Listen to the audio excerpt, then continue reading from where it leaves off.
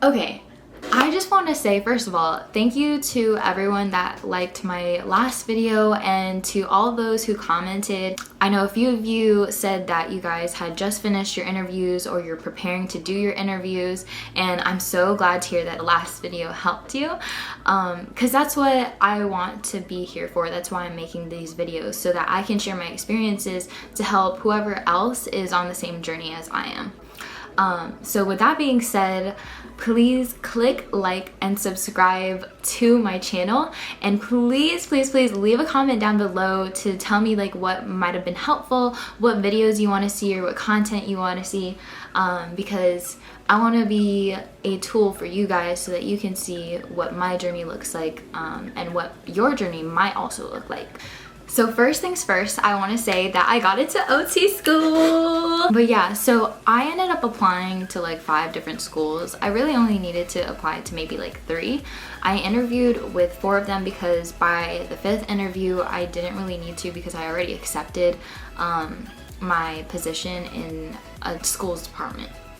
And so with that being said, for you all, what I recommend, you don't have to apply to 5 schools. I only did it because I was really scared that I wasn't gonna get into OT school. Save yourself the money from application fees and the hassle of like sending your transcripts and personal statements and references letters. So I ended up going with the school that I did because 1, it was my #1 school, so I was really hoping and praying that like I would get into this.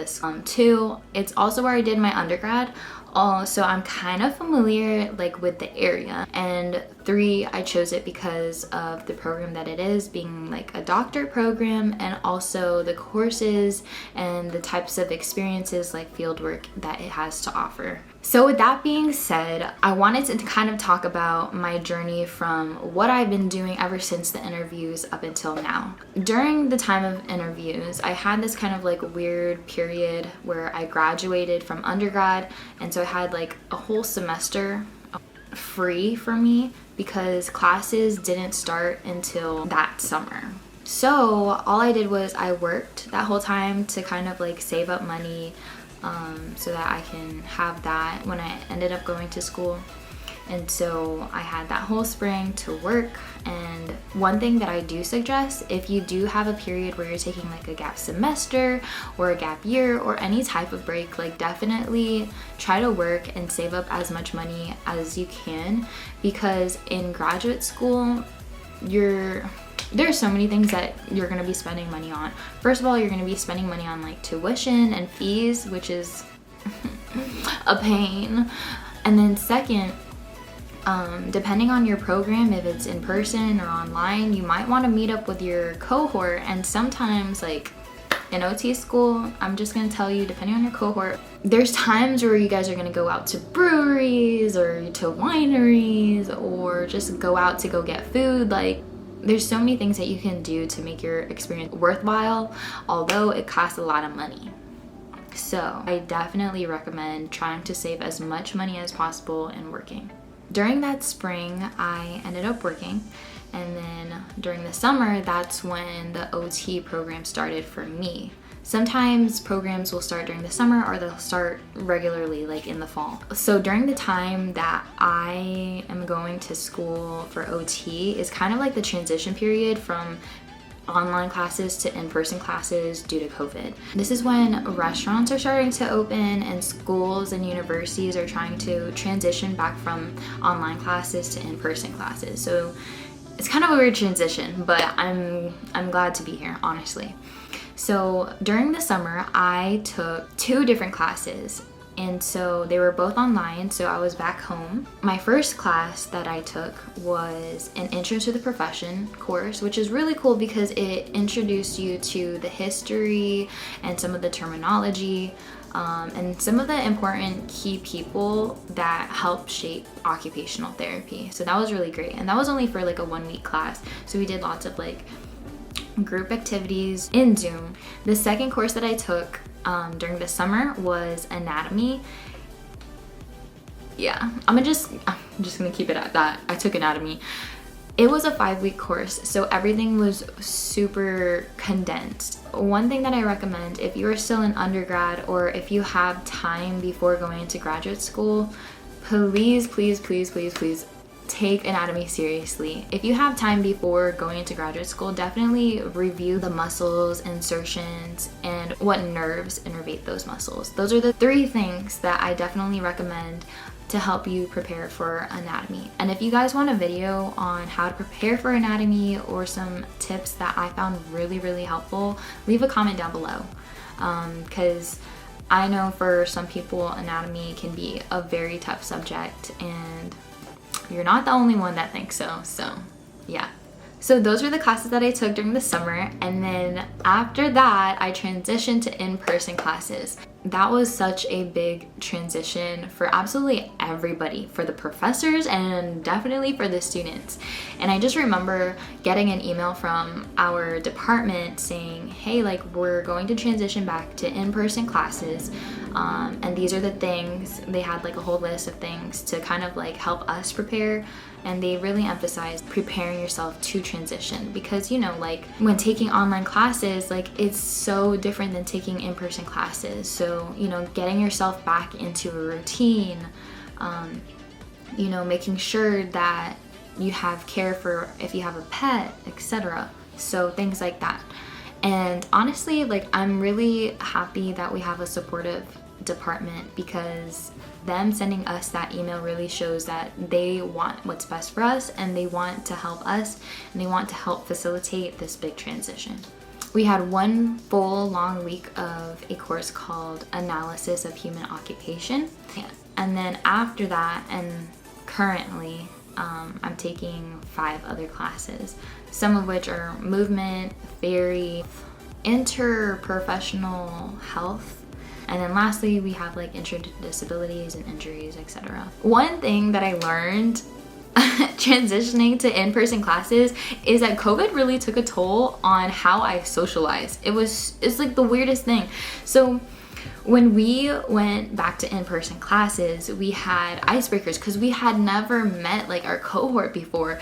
And I just remember like feeling like so stuck, because I was like, oh my gosh, like I haven't like socialized with these many individuals in like such a long time. Like, what am I doing? One great thing is that everyone in my cohort is like super great. They're all super nice and they're very smart. But yeah, and ever since then we've kind of done some activities together. We've, you know, like gone out to eat, and we interact in classes, and sometimes we go out like at night and whatnot, sometimes on a school night, if y'all into that. So those are all of my classes that I've taken so far, or that I'm currently taking, and that's kind of what I've been doing ever since those interviews. So a lot has happened. Honestly, taking the classes that I'm taking right now and the classes that I've taken over the summer, it really solidified why I wanted to be an occupational therapist and why I chose occupational therapy. Take it from me, I am learning so much in OT school, and it's honestly such a good feeling, because I enjoy like what I'm learning, and I think like that's the most important thing. If you're considering OT school, it definitely takes a lot more education, because you're not only getting your bachelor's, but you're also getting like your doctorate or your master's. So you're going to be going to school for like 2 or 3 more years.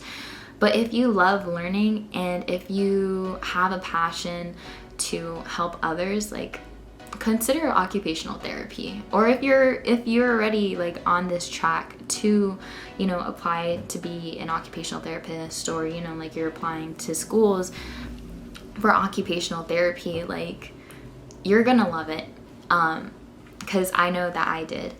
And if you're still in online classes and you're transitioning to in-person classes, preparing yourself beforehand definitely helps. And I just want to say, like, you are probably going to love it, whether you're interested in pediatrics or geriatrics, like whatever setting that you're interested in. Y'all, sorry about this lighting. Like, I don't have the best lighting. This is my new apartment, obviously, because like I don't have the same background.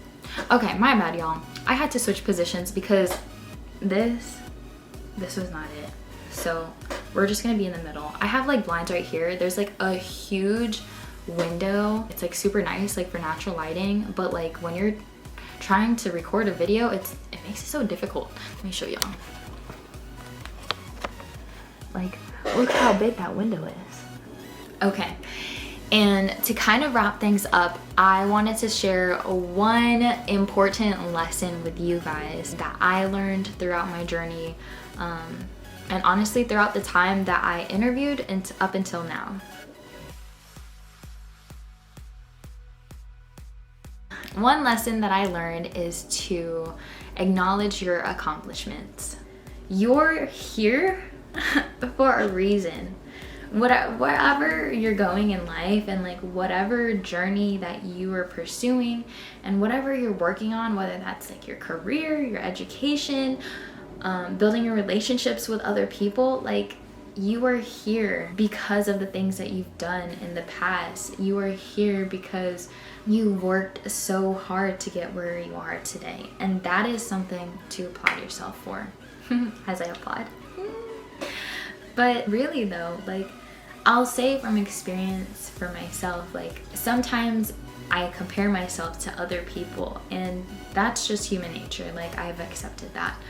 But for me, it got to the point where I compared myself to other people and I didn't recognize my accomplishments, you know, like I kind of just like let it brush over my head, you know, like I have so many people like rooting for me, and like they celebrated me getting into OT school and graduating early, that I was like, okay, like yeah, like sure, like that's awesome, but like other people are doing XYZ. No, girl, I'm able to say like I did that. Like I'm in occupational therapy school. Like I graduated early. So, and it's okay to say those things. You know, it's okay to applaud yourself sometimes. Like you absolutely deserve it. You work so hard to achieve the things that you do.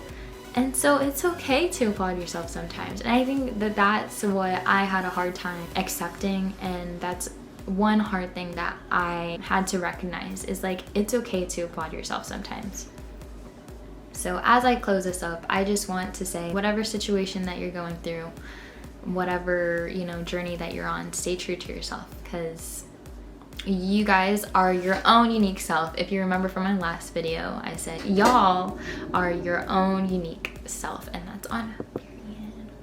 Thanks guys for watching this video. I really hope this video helped you kind of see what my journey looks like, and what your journey might also look like. Please leave a comment down below. It's really helpful for myself to see what content that you guys want to see, but also feedback on what you liked about the video. Now I'm going to post a little slideshow of a little compilation of things that has happened ever since those interviews. So go ahead and keep watching.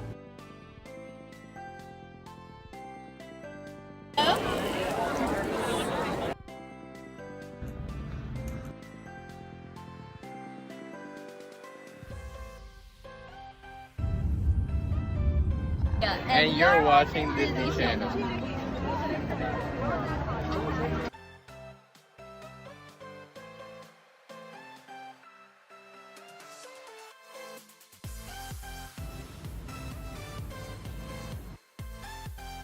Yeah. There you go. And then swing it forward.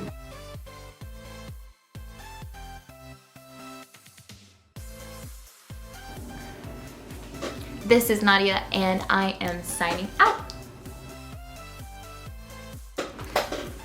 Oh, what is up with this lighting? How can I? This is some boo-boo. Oh, hello. I just needed to get it out. Oh, right here. This is the sweet spot. Okay. Okay, hopefully. Oh, man, I should have started out like this.